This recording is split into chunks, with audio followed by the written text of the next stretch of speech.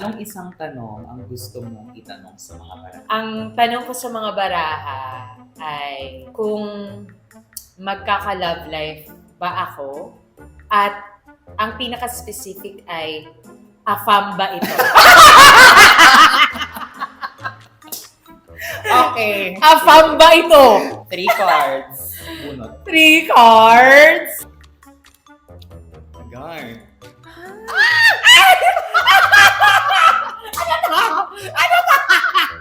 Kasi itong taon na ito, talagang feeling ko sinimulan mo talaga siya with a lot of frustrations. Not just to love life, but to anything.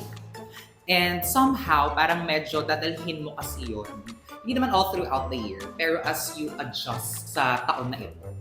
Itong si The Devil is, yun. Actually, sinagot niya yung love life na question. And it's a yes, but si The Devil kasi is deception, it's lust, it's the kabaliktaran of love. So, Uy! boom. Ate! So, you will actually get to date around some people this year na gagamitin mo para ma-distract ka. Kasi ang dami nangyayari sa life mo ngayon that's making you emotional.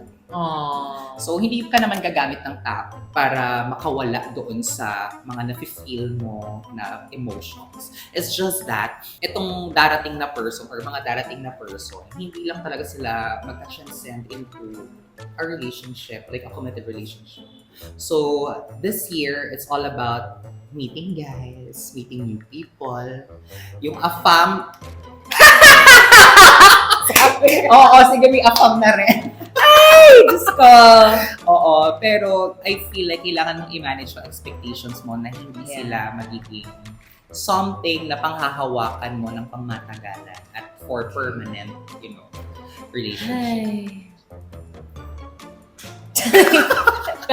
Nasabi. Kailangan ako nasabi. Pero ikaw, sa tingin mo, kailangan mo ba ng distraction talaga ngayon? I think hindi distraction ang kailangan ko.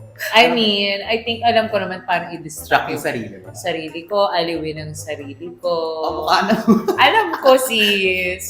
Parang mas, I need like proper support. Yes. Yeah, I would always go there. Tama, yung something na Yeah. mag-nurture at Yes, mag-ground sa'yo. yes. So apparently, if kukunin mo siya sa love life, hindi mo siya makukuha doon. So baka this year, makuha mo siya in other ways. Alright. At least makuha pa din. Ang importante, Ang May, importante ay masaya tayo. at May, Ano kaya ka sabihin?